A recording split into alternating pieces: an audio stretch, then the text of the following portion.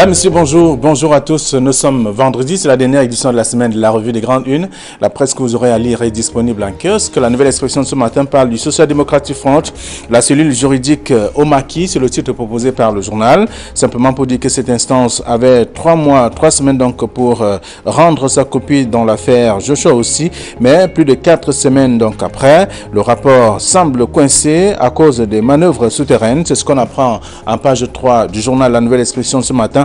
Le même journal parle également du coronavirus et de dépistage obligatoire au Parlement. Les députés de l'Assemblée nationale passent donc depuis quelques heures, depuis mercredi dernier, au scanner. Ils ont également obligation de pouvoir passer le message et aussi ce qu'on peut découvrir dans le même journal en kiosque ce matin. Le journal La Nouvelle Expression parle du Covid-Gate, un curieux vol au contrôle supérieur de l'État. Apprend-on dans le journal La Nouvelle Expression de ce matin. Seuls des documents de la mission de contrôle de la gestion Covid-19 au ministère des Relations, de la Recherche scientifique et de l'Innovation a été donc emporté. C'est ce qu'on apprend dans le journal La Nouvelle Expression de ce matin. Toujours dans la presse disponible en kiosque, il y a donc l'autre journal, le journal Éco-Santé qui s'intéresse à l'actualité et pardon de sexualité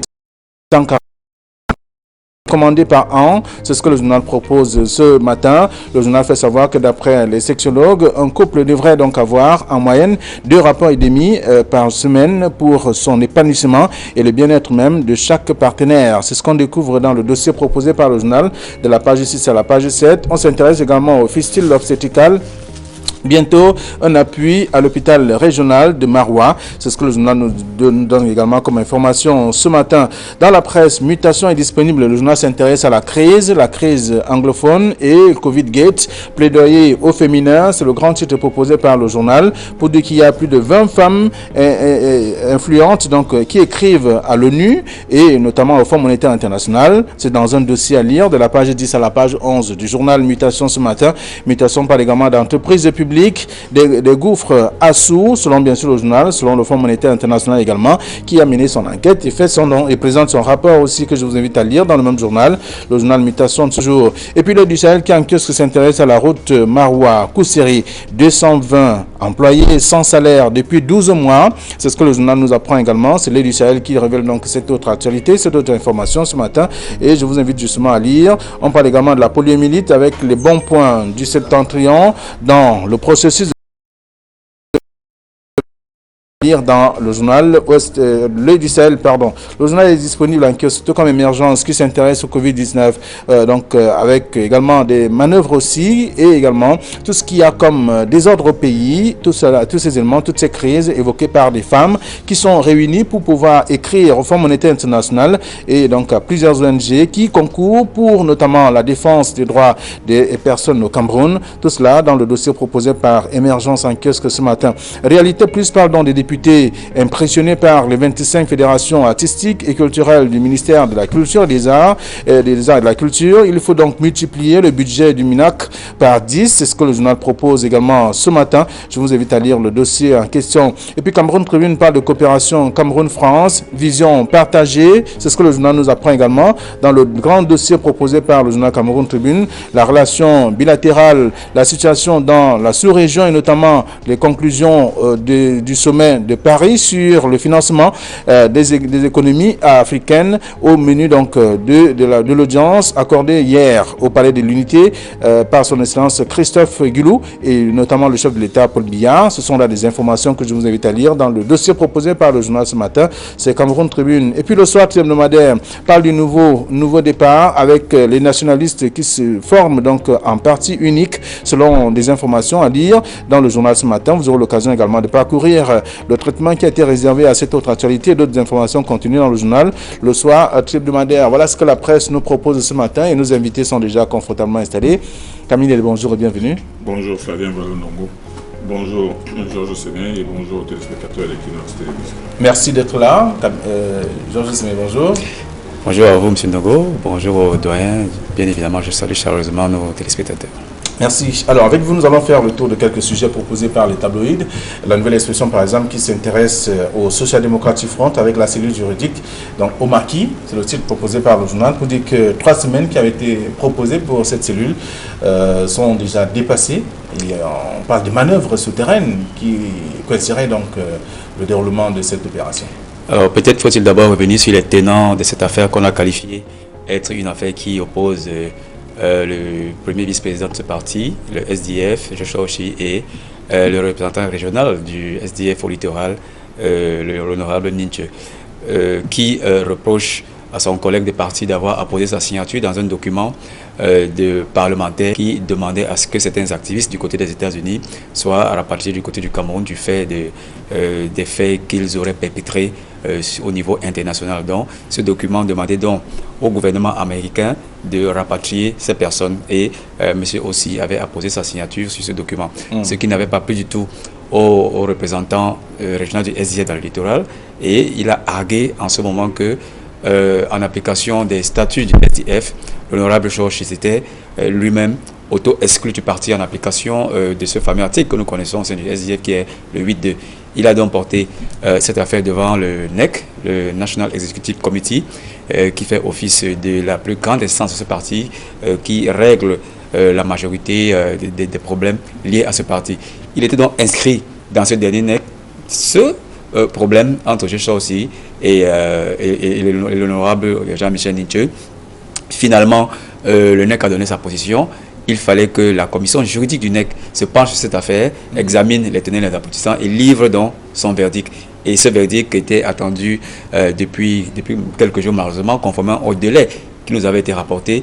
Et la nouvelle expression retient que ce délai a largement été dépassé et nos confrères expliquent que certainement il y a d'autres enjeux, des négociations en souterrain qui font que le délai qui avait été évoqué par le SDF n'a pas été jusqu'ici respecté. Donc il fallait donc planter d'abord le décor, la genèse de l'affaire et revenir ensuite au titre de la nouvelle expression qui dit que la cellule juridique du SDF est entrée au maquis parce que le délai prescrit n'a pas été respecté. Alors, Kamini, la cellule juridique serait-elle, ou alors subirait-elle des manœuvres souterraines, comme on l'apprend dans le journal La Nouvelle Expression ce matin, dans le cas de l'affaire de Chelsea? Non, mais en réalité, vous savez très bien que certains journalistes avaient fait de cette affaire une véritable... l'avaient présenté comme un tsunami, alors que beaucoup d'autres, notamment les plus hauts cadres du SDF, estimaient que ce n'était qu'une tempête dans un verre d'eau, dans une structure régionale qui demandait tout simplement la suspension du vice-président, même pas qui demandait, qui estimait que le vice-président s'auto-exclut, c'est-à-dire un concept absolument acrobatique intellectuellement. Mais l'affaire avait été portée au nez, qu'il y avait beaucoup de personnes qui avaient cru, en lisant les journaux qui, à ce moment-là, étaient en train de criailler sur leur une, que vraiment ça allait être la fête à Joshua aussi. On a compris, évidemment, que cette affaire-là n'était pas une urgence et ne faisait pas partie des priorités du SDF. C'est pour ça qu'elle a été renvoyée à 2 ou 3 semaines, afin que la cellule juridique regarde effectivement si les motifs invoqués par cette procédure allait aboutir. Bon, 3 semaines, c'était prévu pour les 2 semaines qui devaient suivre le NEC. Bon, aujourd'hui on en est à 3. On n'entend toujours pas parler des conclusions de cette cellule juridique. Alors, qu'est-ce qui fait problème selon vous? Pourquoi le rapport n'est pas rendu? Tout simplement parce que ce n'est pas une priorité pour le SDF. C'est tout simplement, c'est une simplicité triviale. Pour vous penser que il n'y a que ça, le SDF n'a que ça à faire. La cellule juridique, est-ce qu'elle est prise par le temps? Est-ce qu'on l'a mise à l'horloge? Et on lui a donné une mission, et cette mission devait être remplie dans les 2 semaines, mais si elle estime qu'elle n'a pas encore fini, vous voulez la mettre à l'horloge? Moi je pense que c'est une façon aussi d'enflammer l'information et l'actualité qui est un peu... Mais le journal rappelle quand même qu'il y aurait des manœuvres souterraines qui empêcheraient justement le résultat de l'enquête. Souterraines fomentées par qui? Souterraine, ça veut dire quoi même souterraine? Bon, vous savez, tout ça, ce sont des qualificatifs qui veulent tout simplement, qui tendent à faire croire qu'il y a des choses qui sont là pour que les choses ne marchent pas normalement à l'intérieur du SDF. Beaucoup de gens avaient dit, vous savez très bien qu'à l'issue de ce NEC, que cette affaire-là d'auto-exclusion du vice-président du SDF n'était pas une priorité pour le SDF. La preuve, 3 semaines après, la cellule juridique estime qu'elle n'a pas encore fini et qu'elle a le temps. Moi, je ne vois pas pourquoi il faut en faire tout un jambon. Alors, vous ne semblez pas d'accord avec le point de vue du... Non, je suis quasiment dans la même logique, mais seulement, je veux rajouter que peut-être que le rapport est déjà bouclé. Le rapport est déjà bouclé, peut-être, mais je ne pense pas que c'est à la presse que ce rapport devrait être adressé. Mais je crois que c'est au NEC d'abord, et principalement à M. Foundi qui est au-dessus de ce parti. Donc on n'a pas les éléments qui disent que ce rapport n'a jamais été bouclé. Donc je crois que l'article est intéressant.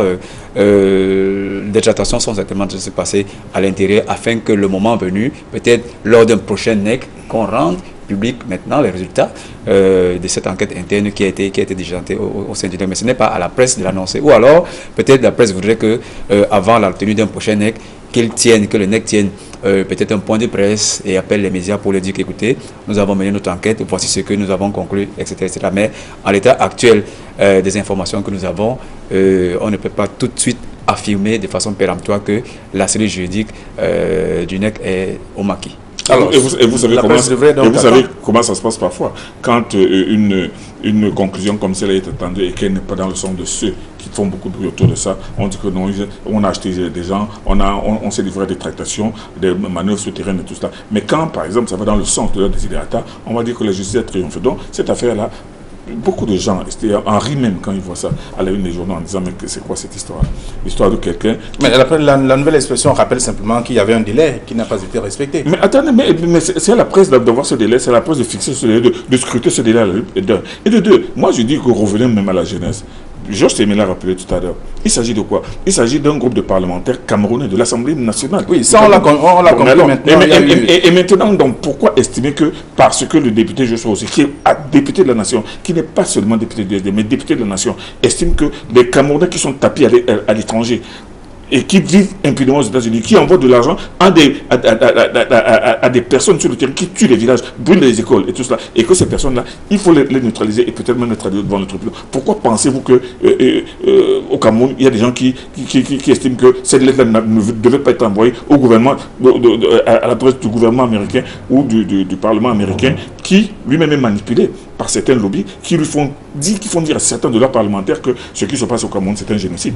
De toute façon, la presse, la nouvelle expression a fait un rappel. Un dernier mot, peut-être, moi je voulais comprendre. Les délais n'ont pas été respectés sur quoi? Sur la conclusion de l'enquête ou alors sur la publication? Parce que si c'est sur la conclusion, on ne nous donne pas les éléments en disant que effectivement l'enquête n'a pas été conclue dans les délais. Et si elle a été conclue dans les délais, ce n'est pas à la presse d'avoir les conclusions de l'enquête, c'est bien évidemment au NEC. Et maintenant, là où peut-être le NEC a failli, c'est de ne pas avoir eu le retentissement de la communication. Et à ce niveau également, je crois qu'il leur appartient de choisir à quel moment ils devraient communiquer par rapport à ce rapport d'enquête. Donc on ne peut pas leur en vouloir de ne pas l'avoir fait. Il faut aller plus en profondeur dans ce dossier et ne pas tout de suite jeter en partie la cellule juridique qui est quand même qui regorge quand même de personnes qui ont un ciment juridique assez important et qui sait faire son travail. Et ce n'est pas un travail de la République, c'est un travail interne à un parti. Et ce n'est pas comme si vous avez sur la table un important dossier de détournement de fonds publics qui va sur des milliards de francs CFA où il vous faut par exemple 1 mois ou 2 mois. Il s'agit d'un dossier interne à un parti politique qui ne devrait en réalité même pas prendre une semaine. Et je crois que le NEC à ce niveau et leur commission juridique a la capacité de le boucler en une semaine et de transmettre. D'accord. Mais le titre même de la série juridique au maquis, ça veut dire qu'en réalité, c'est une dénonciation de culpabilité. Quand on t'a donné un travail à faire, tu as foutu le camp, tu ne peux pas le faire. Et moi, je pense qu'il n'appartient pas à la presse de le dire aussi, de conclure cela de manière aussi brutale. La presse qui évoque ce matin ses sources, ça vous le savez, tout comme vous aussi, vous avez vos sources de toute façon. Donc, on va laisser le soin au lecteur d'aller lire ce que la nouvelle expression propose, la cellule juridique au maquis, parlant de cette affaire du Social Democratic Front. Et le même journal est revenu ce matin sur un autre fait, parlant de Covid-Gate, un curieux vol au contrôle supérieur de l'État. Et le journal fait savoir que seuls les documents de la mission de contrôle de la gestion même des fonds Covid-19 au ministère de la Recherche scientifique et de l'innovation ont été emportés. C'est un rebondissement dans le rebondissement. Parce que l'affaire Covid-Gate en soi est déjà un énorme rebondissement. Et alors si on nous annonce encore ce matin qu'il y a eu un cambriolage au contrôle supérieur de l'État et que uniquement les pièces qui ont trait au minerais ont été subtilisées, c'est encore une fois de plus incroyable. Donc, je pense que ça pose la question de la sécurité au sein de nos ministères et autres entreprises publiques et établissements publics du Cameroun. Comment en arrive-t-on à aller dans des endroits qui devraient avoir un système de sécurité infaillible ou alors un personnel de sécurité très aguerri. Comment arrive-t-on à y pénétrer et subtiliser un matériel aussi important? Donc ça veut dire que soit le service de sécurité a été complaisant, soit il y a des complicités en interne. Donc je crois que ça mériterait une enquête dans l'enquête afin de savoir pourquoi il y a eu ce curieux cambriolage au consul. Le consul, quand même, c'est le contrôle supérieur de l'État qui est impliqué dans les enquêtes préliminaires et les auditions en rapport avec les fonds Covid-19. Et c'est tout à fait logique aujourd'hui qu'elle soit l'objet de toutes les convoitises, de toutes les curiosités, même de ces personnes qui sont aujourd'hui présumées innocentes de cette affaire. Donc, s'il faut enquêter, l'enquête devrait plutôt être dirigée vers ces personnes qui sont inculpées provisoirement dans le cadre de cette enquête et dans le rapport du consul. Alors, c'est une autre curiosité, Kamine Ele, dans le cas de l'affaire Covid-Gate. Mais c'est même tout simplement une histoire rocambolesque. Elle est même scabreuse. Vous ne pouvez pas me dire qu'il y a des gens qui arrivent au Conseil supérieur de l'État qui volent des ordinateurs et qui disparaissent parce que dans ces ordinateurs, il y avait des documents sur l'enquête sur le Covid-Gate. Mais il n'y a pas que le contrôle supérieur de l'État. Vous savez très bien que la structure même qui est à la tête, qui est au cœur de ce processus judiciaire aujourd'hui, c'est la Chambre des comptes de la Cour suprême qui est en train d'enquêter pendant que le consul est aussi en train d'enquêter. Mais vous pensez que les documents même qui ont été volés dans ces ordinateurs, les documents contenus dans ces ordinateurs sont des documents uniques?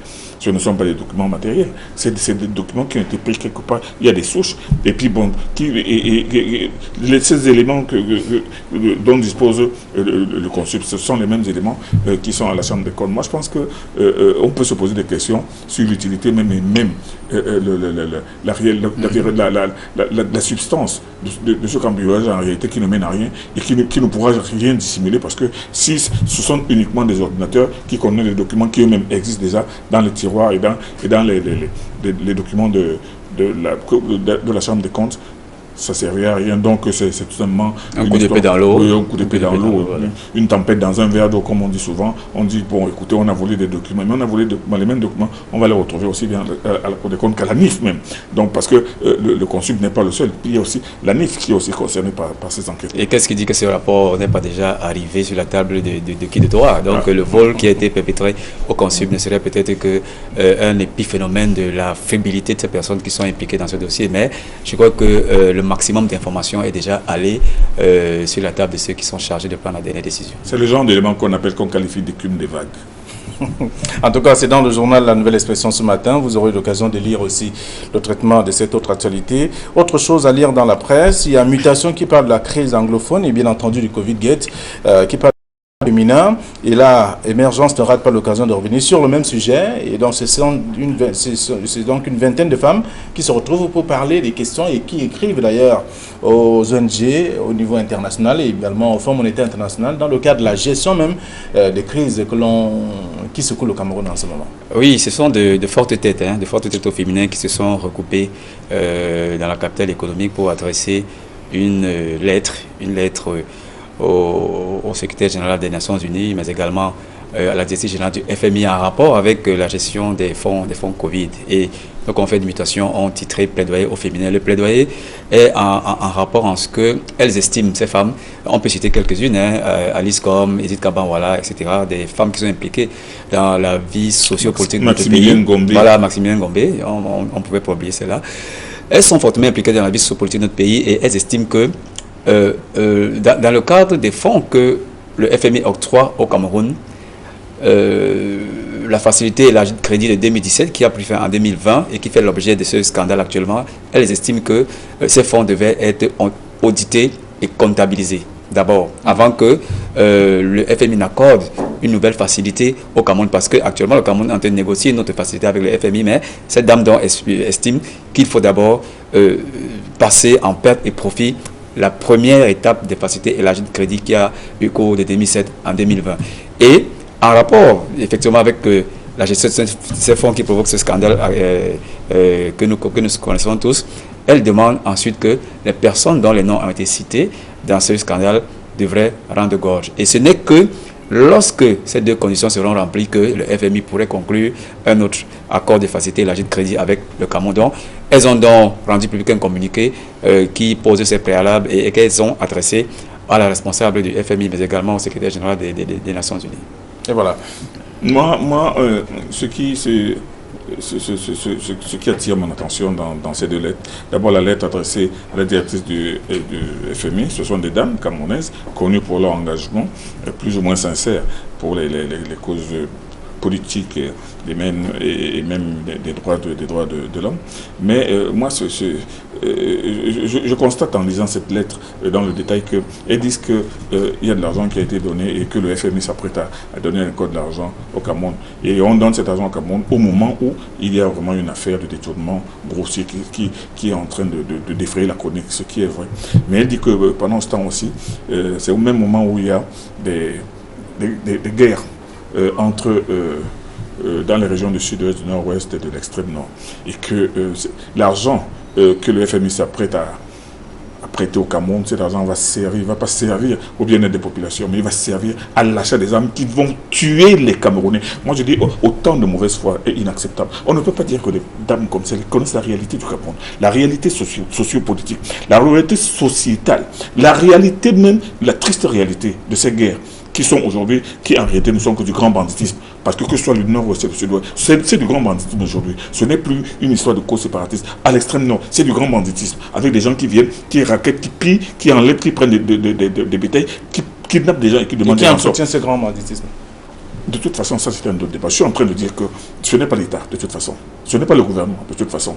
Et si, une question alors, c'est pour ça que je suis en train de dire que moi, ce qui me révolte, c'est que ces dames disent, c'est-à-dire que de manière péremptoire, que non, l'argent que le FMI s'apprête à donner au Cameroun, cet argent va servir à acheter des armes qui vont tuer les Camerounais. Ça, moi, je n'accepte pas cela. Et ce n'est pas normal, ce n'est même pas honnête de la part de ces dames qui connaissent ces réalités. Mais d'un autre côté, quand on regarde la lettre qu'elle adresse au FMI, en demandant au FMI de peser de tout son poids pour arrêter la guerre dans le nord-ouest et le sud-ouest, moi je pense que c'est enfoncer une force ouverte et faire semblant de ne pas connaître la réalité du terrain de ce qui se passe dans ces deux régions et même dans l'extrême nord. Et maintenant, dernière considération subsidiaire, moi je me demande où l'ONU a réussi à régler un problème en un tour de cuillère à peau. Voilà le problème, le conflit israélo-palestinien qui tue des millions de personnes chaque jour. L'ONU est incapable de le résoudre. Voilà la Centrafrique où l'ONU envoie des forces depuis 15 ans. Des forces qui sont là, qui ne peuvent rien faire. Alors quand on s'adresse à l'ONU pour dire venez finir la guerre anglophone, moi j'ai l'impression que c'est un peu enfantin. Ces dames, elles ont écrit, c'est vrai, elles ont le droit d'écrire, elles ont le droit et même le devoir de présenter à la communauté internationale et aux instances internationales les réalités que vit notre pays, mais pas en les hypertrophiant, parfois ridicules. Et j'assume ce que je dis. Très bien. Tout à l'heure, je posais juste la situation en ramenant dans le contexte le plaidoyer qui a été exercé par cette dame. Mais s'il faut faire un petit commentaire à la suite de ce que vient de dire le doyen, je pense que ce n'est pas le Covid qui va interrompre les relations entre le Cameroun et le FMI. Elles devront bien continuer, bien évidemment. Est-ce qu'elles ne devraient pas dénoncer tout ça? Elles devraient dénoncer, et l'ont fait, c'est à juste titre. Je suis parfaitement d'accord avec elle, puisque nous avons même dit sur ce plateau vendredi dernier que les personnes qui sont impliquées dans ce Covid-Gate devraient en réalité être déchargées de leurs fonctions pour qu'elles soient de façon libre, faire face à la justice. Nous l'avons dit sur ce plateau. Donc, le Covid-Gate ne va pas arrêter les relations bilatérales entre le Cameroun et le FMI. Autant on peut négocier un nouvel accord, autant on poursuit les enquêtes en relation avec le premier décaissement sur la première facilité élargie de crédit. Mais également, je crois que le FMI sait très bien à qui il donne son argent. Et sait très bien qu'il dispose des instruments juridiques, il dispose de la ressource humaine, des instruments techniques pour vérifier et assurer le suivi de cet argent. Si vous l'utilisez pour acheter des armes, vous n'aurez plus un seul sou venant de secret. Donc je pense que s'il y a des négociations en cours pour donner une seconde facilité élargie de crédit au Cameroun, c'est après avoir fait toutes les analyses sur les rapports et la crédibilité du Cameroun qui aujourd'hui a utilisé jusqu'à le Covid-19 a utilisé les fonds du Fonds monétaire international qui ont été mis à la disposition. Donc, ce n'est pas le Covid qui viendra arrêter ces relations aujourd'hui. Et je pense que le FMI n'acceptera jamais que les fonds qu'ils ont alloués aux États servent à financer des guerres ou acheter des armes. Pour Je veux juste ajouter un dernier mot, Flavien Valondongo. C'est que, vous savez, pour les gens de la diaspora qui n'ont pas mis les pieds au Cameroun depuis très longtemps, quand ils lisent ce genre de littérature, et je dis que le Cameroun, c'est l'info. C'est vrai que nous avons des problèmes de gouvernance dans ce pays. C'est vrai qu'il est scandaleux de voir autant de détournements aussi scandaleux et qui parfois ne sont même pas punis avec l'exemplarité qu'on devrait. Mais de là à caricaturer notre pays, à présenter la guerre anglophone comme une guerre où l'État est agresseur, où l'État va acheter des armes. Quel est l'État qui n'a pas le droit d'acheter des armes pour défendre ses frontières et défendre ses citoyens? Moi, je pense que c'est enfantin. Donc moi, je dis, il faut faire attention avec ce genre de... Quand quelqu'un qui n'a pas mis les pieds au Cameroun depuis 15-20 ans, et quand il dit ça, il n'a même plus envie de revenir au Cameroun. Très bien. Alors, vous aurez l'occasion de lire Mutation ce matin et également Émergence, qui s'intéresse donc à cette actualité. Et là, on va sortir en beauté, je voudrais dire avec Éco-Santé ce matin, qui parle donc de la sexualité et bien-être. 144 rapports sexuels recommandés par an. C'est ce que le journal propose. Ou encore les experts. Oui, c'est un journal très sérieux qui s'occupe des questions de santé. Cette fois-ci, ils se sont penchés sur les rapports sexuels et lorsqu'on lit le titre qui bat la une, c'est 144 rapports sexuels recommandés par an. Alors, s'il faut sortir une calculette rapidement, ça veut dire que chaque personne, homme comme femme, aurait droit à au moins 2,76 rapports sexuels par semaine. Donc, 2 rapports et demi. Voilà, 2 rapports et demi par semaine, même si on sait qu'il n'y en a pas de demi. Je crois que c'est assez intéressant. C'est assez intéressant. Il y a des demi. Je vais vous venir, doyen. C'est un rapport assez intéressant sur lequel on devrait se pencher et je pense que Éco-Santé qui divulgue aujourd'hui cette information, comme je disais, est un journal extrêmement sérieux et elle s'est adossée sur les avis des experts en la matière et je pense que je n'ai pas personnellement lu le contenu de l'article, mais je crois qu'après cette émission, je vais très vite me procurer ce journal pour en savoir davantage. Non, mais vous savez que Fabien Valondongo, lui, il aime les records. Quand il avait 144, il s'est dit que c'est peut-être que ça a lieu que ça s'adresse. Non, en réalité, vous avez bien pris le temps de prendre la calculette et de comprendre que ça ne fait que 2 rapports et demi. Et encore que 2 rapports et demi, on peut toujours se rattraper. Et puis, bon, maintenant, il faut savoir à quel âge. Il y a des jeunes de 18 ans qui ne peuvent pas se contenter de 2 rapports, mais Fabien Valondongo, comme c'est quelqu'un qui aime la vitesse de croisière et qui veut pas aller aux Jeux Olympiques. Il s'est dit que bon, c'est peut-être trop gros, mais il a compris que la conclusion, c'est une conclusion qui est raisonnable. Non, mais le journal fait bien de poser le problème, comme vous savez, c'est extrêmement important. Pour ces hommes qui ont généralement des problèmes de prostate, c'est extrêmement important. C'est pour ça que je disais. Et on dit même que la fréquence de ces rapports, justement, élimine, réduit le risque de prostate. Je crois que c'est une édition qui sera très, très achetée aujourd'hui. Alors, merci à vous, chers messieurs. Les lecteurs vont lire ce que la presse propose. Je vous souhaite déjà de passer un très bon week-end. Et comme vous le savez, Georges Semeki manœuvre également pour occuper la tête de l'opération du vendredi soir. Nous donne rendez-vous aujourd'hui. Non, on a accepté son invitation depuis longtemps. D'accord. Bon week-end à vous et à lundi, 9h20.